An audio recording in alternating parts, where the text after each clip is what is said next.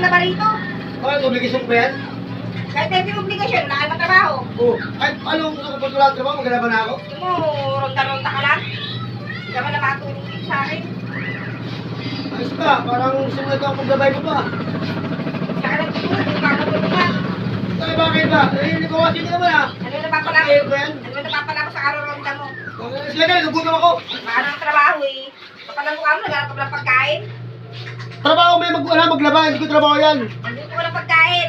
Trabaho mo yan, hindi ko trabaho yan. Trabaho mo maglaba. Huwag mo kung Gusto sa mo paglaba kumain, mo. magluto ka. Kung ayaw laban, iwanan mo yan. Oh. Trabaho mo rin kumain, trabaho mo rin magluto. Ang hirap sa'yo, pati maglalaba mo, gusto mo ako pa maglalaba eh. Bakit? Trabaho ba yan? Ako ba gagawa yan? Gawain mo mga babae yan. Kayo mga babae, dapat maglalaba kayo mga damit ng mga lalaki. Ayun trabaho nyo. Maglaba na maglaba. Kaya lang gawin nyo, hindi nagreklamo. O, pes, nagugutom ka, trabaho mo rin Nagreklamo kayo, reklamo. Pinistal ka ng mukha, umupo pa. Hindi talaga naawa sa akin. Eh bakit pagod ako ah? Gahanap pa ng makakain, ha? Pagod ako sa kakalakan sa labas. Bakit obligasyon ko ba yung maglaba? At saka kung pagkano yung pagpapayo ko sa upo doon, wala kang pakialam, gusto ko magbuto. Maglaba ako, gusto ko maglaba. Kung ayaw mo, tako mo yung labahan mo sa labas. Kung ayaw mo labahan.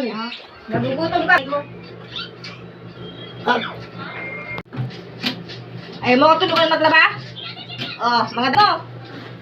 Yan, ikaw maglaba ng damit mo. Grabe ka.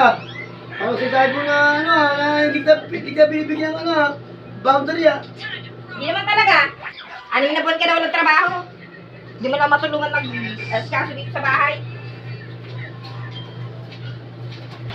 Sabi itong mga to, grabe ka naman. Beto mo ko na labahan mo.